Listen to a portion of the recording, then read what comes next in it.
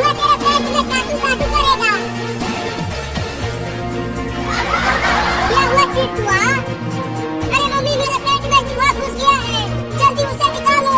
कहाँ चूहा घुस गया? मेरे पेट में घुस गया है मम्मी। अरे क्या किया रे मम्मी?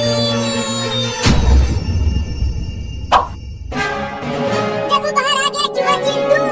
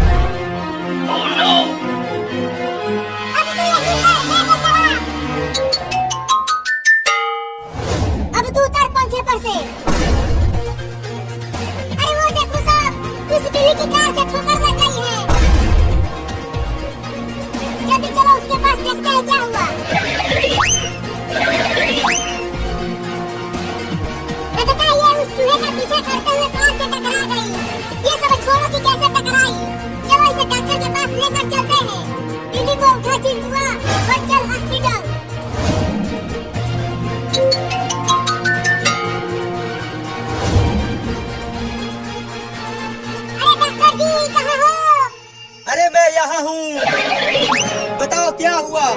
ये देखो डॉक्टर, इस बिल्ली को कार से ठोकर लग गई है, जल्दी इसका इलाज करो। अरे ये तो बेहोश है, रुको इंजेक्शन लगाकर होश में लाता हूँ। अरे ये तो ठीक हो गई। नहीं ये अभी ठीक नहीं हुई है। समय की तारीख में इनकी विरासत और इनकी रवायात में बाज़ ऐसे अहम और औकात होते हैं जो निशान रगड़ सिंगे मेल की हैसियत रखते हैं, जिन पर अगर गौर किया जाए तो न सिर्फ माजी के नक्शोबाज मुस्तकबिल के अहदाफ भी रोशन हो जाते हैं। यौम बाब इस्लाम की अहमियत न सिर्फ बरसगीर पाकिस्तान के बसने वाले अफराद के लिए बल्कि पूरी दुनिया के मुसलमानों के लिए गैर मामूली है। ये दिन इस लिहाज से अहमियत रखता है कि इब्ने कासिम के कदमों का इस ख़त में इस्लाम की दावत को लेकर आना न सिर्फ सिंध बल्कि सदियों बाद दुनिया के नक्शे पर इस्लाम के नाम पर एक मुल्कत खुदादार इस्लामी जमहूरिया पाकिस्तान के क़याम का पेशखैमा साबित हुआ।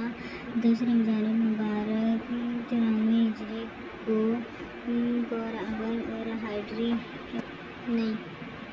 ये के मुकाम पर राजा देरात का शख्सियत खाना और इब्ने कासिम का खिताबंद होना एक अनफरादी अमल नहीं था, बल्कि मत मुसलमान की तारीख में एक नए बाब का आगाज़ था। इब्ने कासिम ने इस खत्ते में इस्लाम के जो बीज बोए, इससे आखिरकार शजरे तैयबा की शक्ल में एक नई ममलकत का इज़हार हुआ। इब्ने कासिम ने सिंध से मुल्तान और बाज़ रवायात में कश्मीर तक इस्लामी दावत को पहुँचाया। इस तरह शुमारी से आने वाले मुस्लिम फरमाबरदार और ज़मीन तहरीबा सकाफ़त शाह वलीउल्लाह दहलवी जैसे को अहले सताक़ुद्दीन का कयाम किया। फरीदुद्दीन के सत्ताधार शाह अब्दुल अज़ीज़ और अब्दुल हक हाफ़िज़ दहलवी के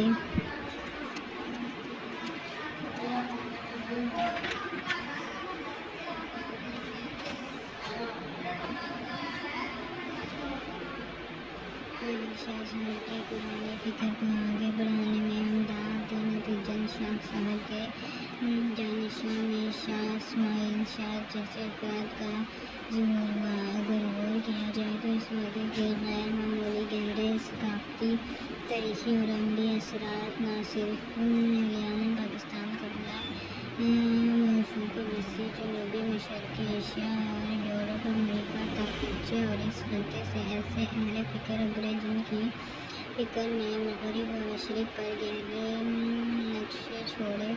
دور جانے کی ضرورت نہیں، صرف 20ویں صدی میں اتنے عالم اسلام اور دنیا کو علامہ اقبال، علامہ عبداللہ اور دیگر روحانی حضور حسن نبوی جیسی شخصیات دی۔ یہ واقعہ اس لحاظ سے بھی اہمیت رکھتا ہے کہ یہ اہم یاد دلاتا ہے کہ رمضان ہی وہ مہینہ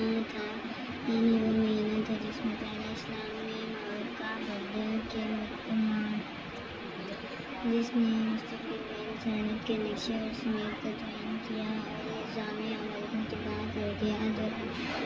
اور توحید کی بنیاد پر ایک نیا عالم نظام دیا۔ اس نئی تحریک، اس نئی فکر اور نئی پکار نے انسانیت کو ایک نئے روح پر پروان نظام سے متعارف کرایا۔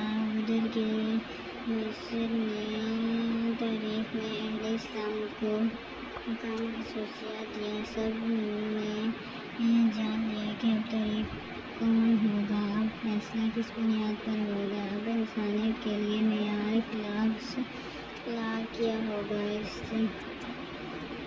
مبارک مہینے میں 70,000 سے فتح مکہ ہوتی قدر بدولت منشلتا نے پوری دنیا کا نقشہ بدل کر رکھ دیا۔ بالکل ایسے ہی 10 رمضان المبارک کی راجہ دہی کی شخصیت اور اسلام کی فتح نے برصغیر میں ایک نئے باب کا آغاز کیا۔ اس میں یوم باب اسلام ہمارے لیے غیر معمولی اہمیت رکھتا ہے۔ ابن قاسم میرادی نے انسانی حقوق کے تحفظ اور مذہبی افراد کو ریاستی نظم تشدد پایمالی خصوصی انسانیت میں نجات دلانے کی ایک عظیم خدمت کی۔ مغربی صدر چھوٹوں اور بات پر فخر کرتے ہیں کہ 1948 میں اقوام متحدہ نے ایک متحدہ جاری کیا جس میں انسان کے بنیادی حقوق کے تحفظ کی طرف متوجہ کیا گیا، لیکن اگر بلا کسی تحقیق کے دیکھا جائے تو یہ منشورہ دنیا کے ممالک کے لیے ایک اعلیٰ دستاویز فراہم کرتا ہے، لیکن حقوق کے تحفظ کی قانونی ضمانت نہیں دیتا۔ جبکہ اسلام نے جو انسانی حقوق قرآن و سنت میں دیے ہیں وہ تجویز و مشورے نہیں ہیں، بلکہ قانونی زبان میں حق یا رائٹ کا مقام دیا ہے۔ بات یہ ہو رہی تھی کہ ابن قاسم کی سند امداد صرف انسانی حقائق کے تحفظ کے لیے ایک عملی اقدام تھا۔ اس غرض سے عراق کے مسلمان گورنر جارج بن یوسف نے ابن اسلام کو مسلمان بچوں کے حق کے تحفظ کے لیے سندھ بھیجا، جنہوں نے راجہ دہی کے حکم سے قیدی بنا لیا گیا تھا۔ یہ حقوق انسان کی بجائے ہے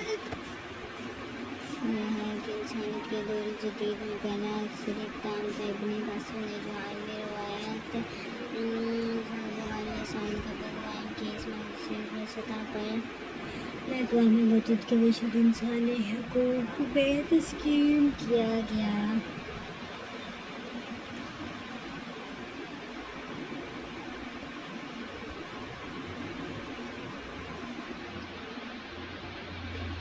اقوام متحدہ کا مشورہ انہیں ان کا پیدائشی حق دلانے میں ناکام رہا ہے۔ بہت واضح مثالیں فلسطین اور کشمیر کے مظلوم انسانوں کی جدوجہد آزادی ہیں۔ ابن قاسم نے سندھ میں جس روایت عالم کا آغاز کیا، اس نے سندھ کی مروجہ جاہلی تہذیب کے تو حمیت بت پرست اور فرما بردار کے مراد اختیارات کی جگہ وحی اہلی اور علم پر بنی ایک نئی ثقافت کو مترادف کرایا۔ سندھ میں ٹھٹھا عالم فکر اور ثقافت سرگرمیوں کا مرکز بنا دیا گیا۔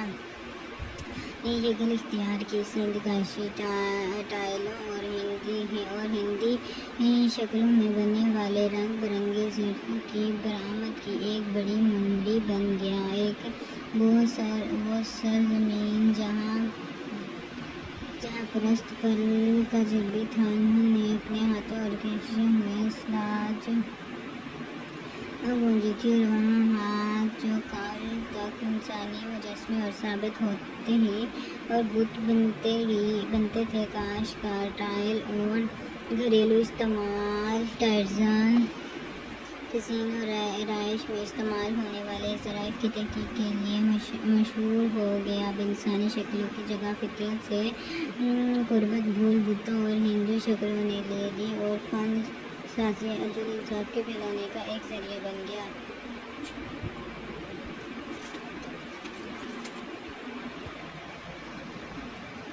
ابن قاسم نے یہاں آ کر حقائق انسانی کی بحالی کا ایک نیا باب تحصیل کیا، اور اس نے عادلانہ طرز حکومت کے نتیجے میں رضا کارانہ طور پر سندھ کے عوام نے اسلام قبول کیا اور دین کے علم و برادری بن کر عالمی روایت قائم کی جو آج تک اس خطے کے اندر موجود ہے۔ سندھ میں قدیم کتب خانوں کا کثرت سے پایا جانا یہ ظاہر کرتا ہے کہ اسلامی ثقافت کے اس مرکز میں علوم سلوک میں تعلیمی اور عملی ذوق کا معیار بہت بلند تھا۔